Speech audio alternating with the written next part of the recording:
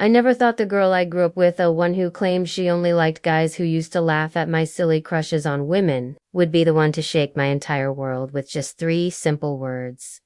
I love you. Her name is Anna.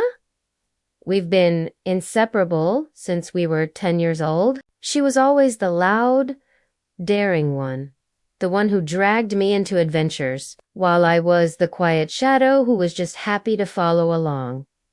Our dynamic was simple. When I came out to her in college, her reaction was exactly what I expected. She pulled me into a huge hug and said, "Don't worry, I'll protect you from anyone who gives you a hard time." That was Anna, fiercely protective, loyal, and always by my side. So you can imagine my shock when one totally ordinary night turned into the single most extraordinary moment of my life. We were sitting in her room, our legs tangled up on her bed, eating popcorn and binging some ridiculously cheesy Honestly, I was only half paying attention to the movie, because Anna kept sighing and fidgeting like something was really weighing on her mind.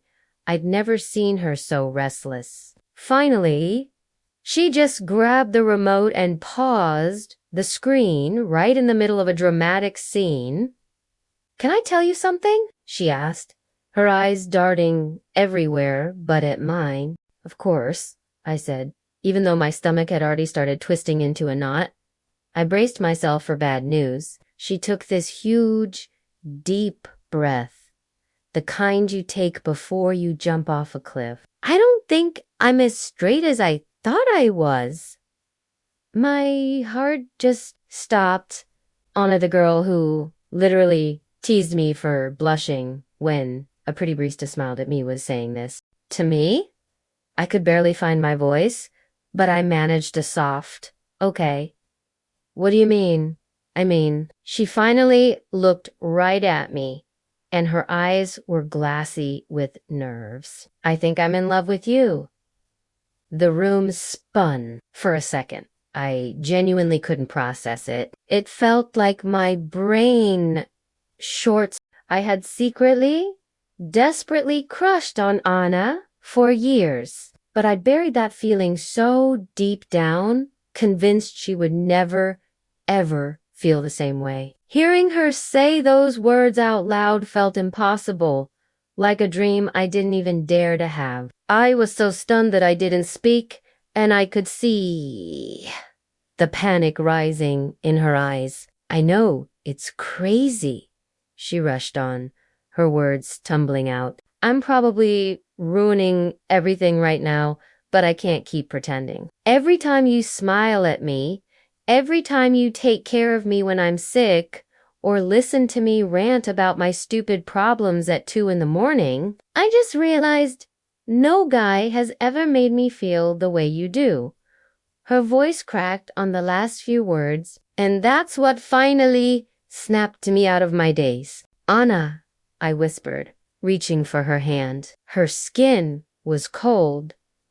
"Do you even realize what you're saying?" She let out this shaky, nervous laugh. "That I might lose my best friend because I'm completely in love with her. Yeah, I think I know."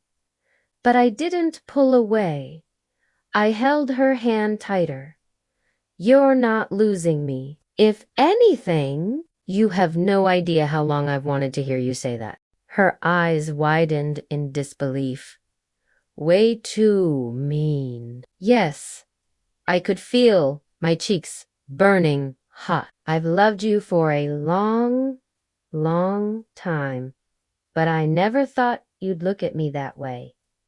For a moment, neither of us moved. We just stared at each other, this whole new universe opening up between us.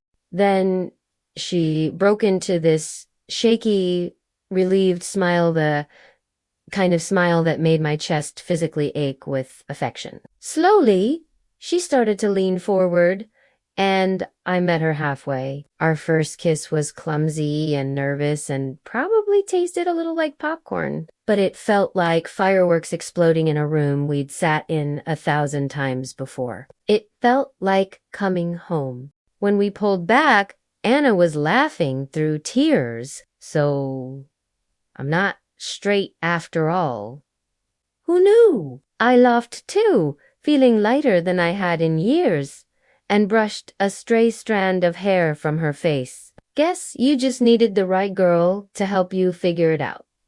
Things weren't magically perfect after that night. We had to stumble through some awkward talks about labels, about what this all meant for our friendship. Anna was terrified of people judging her, of her parents not understanding, and I had my own fears. I worried that maybe she'd change her mind, that this was just a moment of curiosity. But every single time that doubt started to creep in, she would find my hand, squeeze it, and whisper, "No one has ever made me feel this safe, this loved. It's real." And every single time, I'd believe her. Our friendship didn't disappear, it transformed, it deepened. Suddenly, all the little things, the inside jokes, the late night talks, the way we always found comfort in each other, it all made a new kind of sense. We were still best friends, absolutely. But now, we were also something more. Looking back now, I can see the signs were always there. The way she'd glare at any girl I dated, always claiming they're just not good enough for you. The way she'd cuddle up right beside me during sleepovers, insisting it was just for warmth. The way she never once let me feel alone, no matter how messy or complicated my life got. I think Anna loved me long before she ever admitted it, even to herself. She just needed to find the courage to say it out loud. And when she did, it changed everything. Today, we're still figuring things out, still learning what it means to love your best friend. It's scary, yeah, but it's also the most beautiful and natural thing in the world. Because when I look at her now, I don't just see the girl I grew up with, I see the love of my life. So, if you're out there wondering whether confessing to your best friend is worth the risk, maybe Anna's story can give you an answer. Sometimes, the scariest words you'll ever say, "I love you," are the very ones that will finally set your heart free. Thank you so much for listening to my story. If it resonated with you, I'd be so grateful if you'd like this video and subscribe for more. See you next time!